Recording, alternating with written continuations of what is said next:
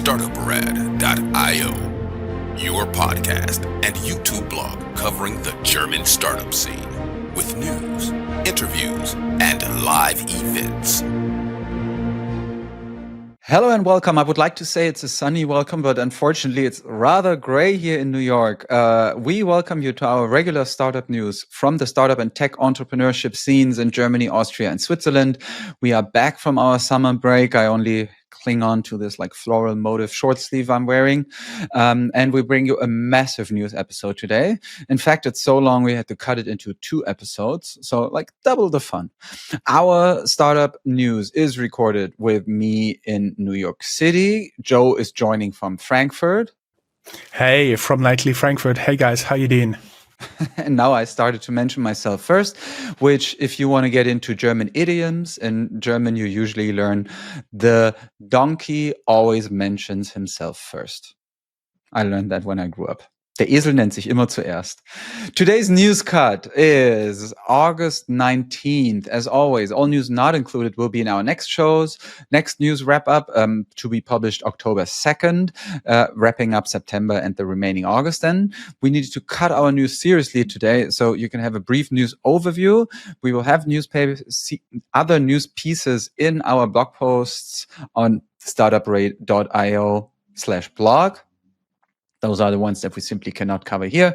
Otherwise, the news would stretch far too long. To give you a bit of background, this time we went through more than 350 news pieces for you.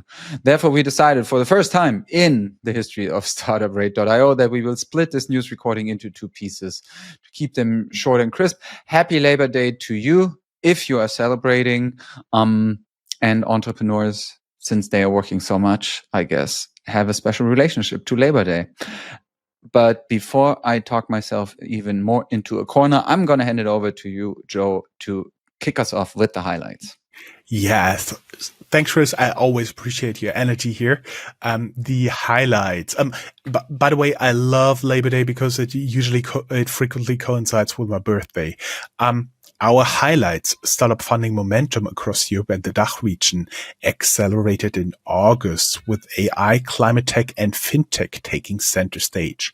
Berlin's AI ecosystem made global headlines as one stealth unicorn skyrocketed from $350 million to a $2.3 billion valuation in just 4 months, underlining the region's dominance in enterprise automation and SaaS-driven AI. Meanwhile, the macro backdrop remains tense, with Germany's GDP contracting sparking recession fears, but venture capital continues to pour into deep tech and energy innovation as hedge bets against cyclical slowdown. Major deals shaped this month's narrative. Climeworks raised $162 million to advance its CO2 capture technology, while Stuttgart-based MakerSite secured 60 million euros Series B to scale its sustainable supply chain software. Q and added 60 million Series A to push quantum-inspired climate solutions, and Munich's Tanso closed 12 million euros Series A, underscoring climate tech as a long-term growth pillar. On the fintech front, N26 faced regulatory heat and leadership shake-ups, even as Scanbot SDK exited via acquisition and Bling absorbed Finstep, highlighting both consolidation and compliance challenges in Europe's neobanking sector. For founders and VCs, these developments signal a bifurcated market. Late-stage climate and AI startups are attracting mega rounds and unicorn valuations, while fintech and mobility players like Lilium navigate restructuring and defense pivots to secure survival. This month, wave of scale-ups and exit reinforces the thesis that Europe's competitive edge lies in climate innovation, quantum technologies, and enterprise AI, sectors now too big for global investors to ignore. Let's talk startups. There's a link. You can give us feedback. As we said, the first interview, the first piece of this news will go live September 1st, 2025. And I'm just turning around and checking. And number 2, part 2 will go live on September 4th, 2025. Chris, you always, you look pretty sharp in your shirt. And by the way, without discussing it up front, we both are wearing shirts. Chris, you want to take over the top news, especially if you're dressed so nice. For once, we clean up. I'm going to kick things off with Berlin's N8N. It's a workflow automation startup that has rocketed to a $2.3 billion pre-money valuation in August, like a week ago, after Excel led a mega round with Meritech Capital expected to join, marking one of Europe's biggest AI-driven automation deals this year. The company's value has jumped from just $350 million in March 24. So within 1.5 years, we have seen a more than 6 times increase there on the back of surging demand for AI agents and enterprise-grade workflow automation. They say they have an annual recurring revenue of more than $40 million and a 200,000 member community. And N8N has become a leading open source alternative to Zapier and Make.com. Lilium brings in Pluta as insolvency advisor amid their defense pivot. So Lilium, we talked about them quite often in our podcast already, based in Munich, is an air taxi startup that faces mounting insolvency pressures, as Süddeutsche Zeitung has reported, for example, several times last week. And restructuring advisor AAMG Pluta has been now called in to guide the company through its crisis.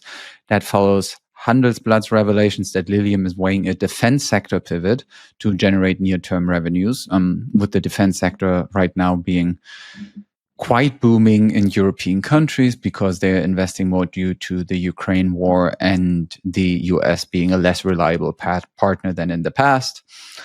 Business Insider's note on fresh investor interest is reviving a 20 million euro financing deal. Despite pioneering Europe's eVTOL ambitions, Lilium has endured cash burn, layoffs, and delayed certification milestones. So it's still relatively uncertain what their commercial future will bring.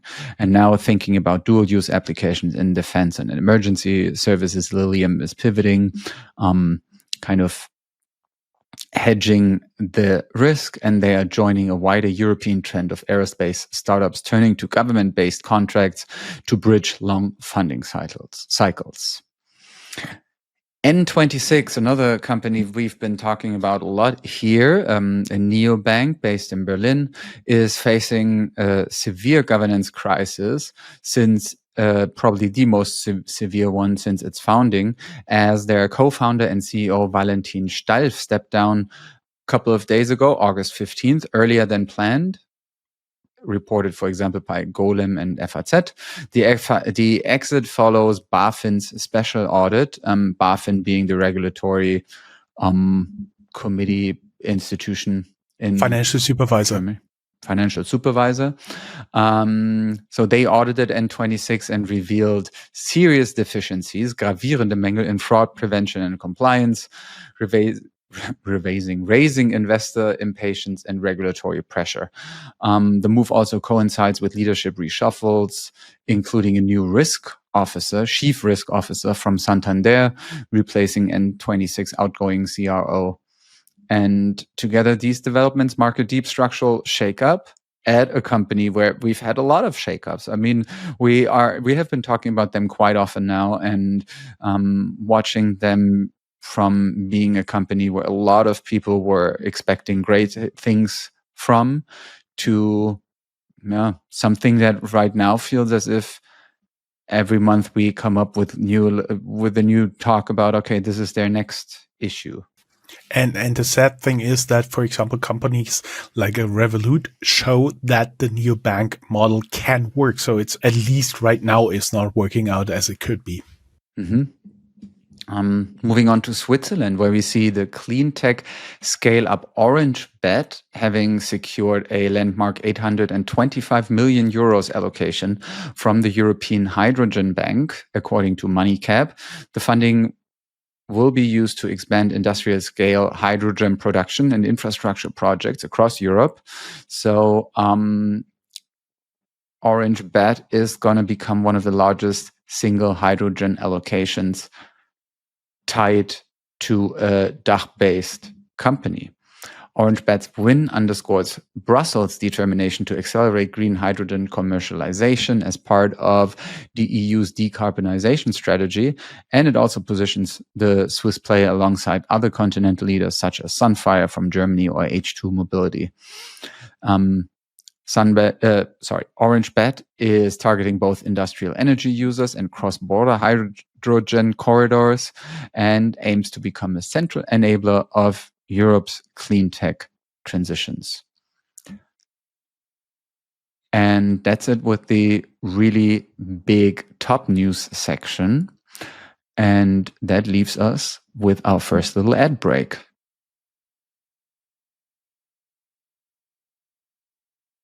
Taking over after the ad break from Chris.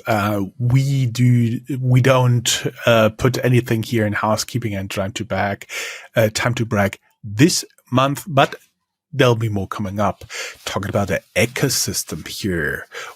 In Europe, the European Innovation Council selects 40 startups for new funding round reported by Silicon Canals.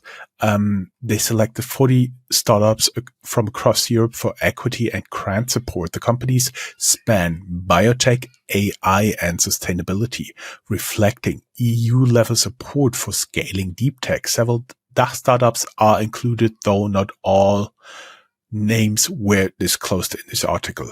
Two companies, Quant, QWANT, and Ecosia launch Stan, STAAN, Europe's independent search index. TechCrunch reported that French search engine Quant and German eco-search provider Ecosia jointly launched Stan, a European search index designed as a privacy-first alternative to Google.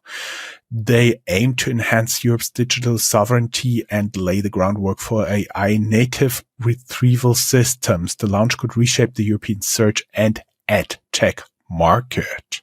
The talk going to Germany here. The IFO Business Climate Index edges higher in July 2025. On July 25th, 2025, the IFO Institute in Munich reported a modest increase in its closely watched Business Climate Index, reflecting cautious optimism in the German economy.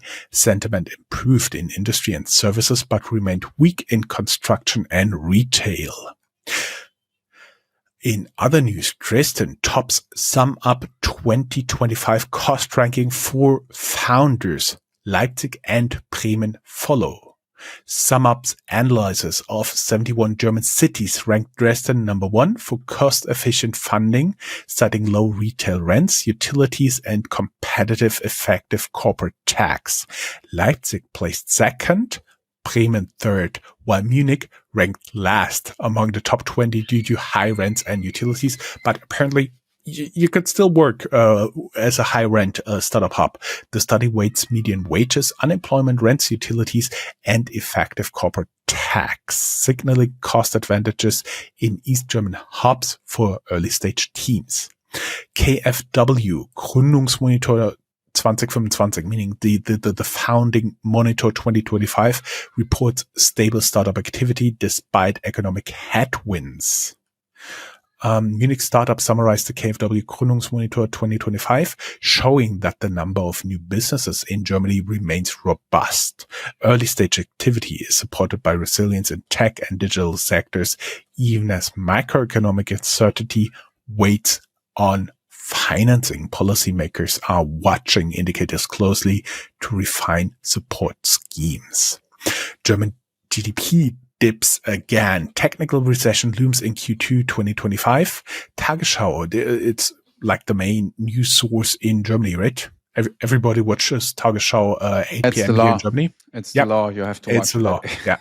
Yeah. They reported that Germany's economy shrank by 0.2% in Q2 after flat Q1, meeting the definition of a technical recession. Exports and industrial output weakened while private consumption stagnated despite easing inflation. The downturn adds pressure to fiscal debates and heightens importance of startup innovation-driven growth narratives in the DACH region.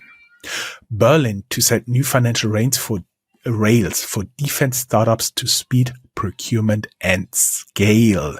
Handelsblatt reported the federal government will establish funding procurement Weichen, meaning rails, to help defense tech startups commercialize faster. Aligns with dual use momentum and NATO related demand. Dual use, didn't we just have something with Lilium like that? No new budget timelines versus our priority entry. Germany clears the path for remote operated driving pilots, opening the door for teleoperation startups. German authorities signaled the go-ahead for remote-controlled driving pilots, establishing the framework for teleoperation in logistics and mobility. The policy shift could benefit companies building tele-driving stacks, remote ops centers, and safety cases align with EU rules. The article does not name specific startups. And Chris, you know what's very interesting? We actually talked about it. I talked with a lawyer about it. Inside Germany's autonomous driving law in 2021, because this was already within the frame of a law. So we have been quite ahead of the curve here. But Chris, you looks pretty Bavarian. You want to take over Bavaria here. It's a unique thing that they are highlighted here. I mean, you're dressed in white and blue too. But yeah, I mean, autonomous driving, this is also a story that has been with us forever. And we've been promised that we are so close to finally actually making it work. Waymo apparently works pretty well on the US West Coast. But so far, I mean, I'm sure if you went back in the archives that you would be able to find assumptions, promises that would have said, okay, in 2025, there will be autonomous driving everywhere. And not much has happened. Yep. But we've already discussed it in 2021. So there will be one person ahead of a lot of screens. And if any autonomous driving vehicle gets into trouble, a human driver from a center takes over. That was basically the idea we discussed in 2021, and now it seems to become reality, at least in parts. Mm-hmm. There also was a huge report in Guardian based on reporting, I think, even for Handelsblatt from Germany, about how nonchalant Tesla actually deals with really deadly crashes and the car taking over when the drivers don't really want it. And then actually a lot of times the people who are who are the survivors of the dead people never get answers for what actually happened in the car and why the crash happened, why it accelerated. It was a really disturbing read. Anyway, Bavaria, we established it already, white and blue, state in the German south, passes a landmark resolution to unlock foundation capital for startups and VC funds. The Bavarian parliament approved a pro-startup resolution to invest in startups and VC funds, a little policy tweak that aims at attracting more endowment capital into DACH venture markets. Austria, to the south of Bavaria and to the south of Germany, there we see what they call a Gründerwelle, a founders wave, meaning there's a clear uptick in new company formations in Austria. Despite the macro headwinds, a surge indicating resilient founder activity, improving access vehicles, public co-funding, corporates, and regional initiatives. We have in the show notes detailed split for different sectors and seed series totals. Vienna-based Allocator One launches a fund of funds for European VC. It's a platform designed to channel institutional money into European VC funds. And the startup model aims to diversify LP risk and simplify access to venture investments. Switzerland, as we say in geography, to the left of Austria, west of Austria, has you just said to the left of Chris. Yeah, that's what we say. Pinterest launches a new AI tech hub in Zurich in order to strengthen their DACH region footprint, and also signaling a major investment in local research and development. The hub will focus on personalization, generative AI, and content safety. And this, our dear friends, is already the end of part 1 of our startup news. We will be back in 3 days for those of you who listen to us on day 1. If you download us later, you can also wait 3 days, but you can also just go into your app and download the second part if you want to. So thanks for now, and we'll hear you soon. Talk soon. Bye, guys.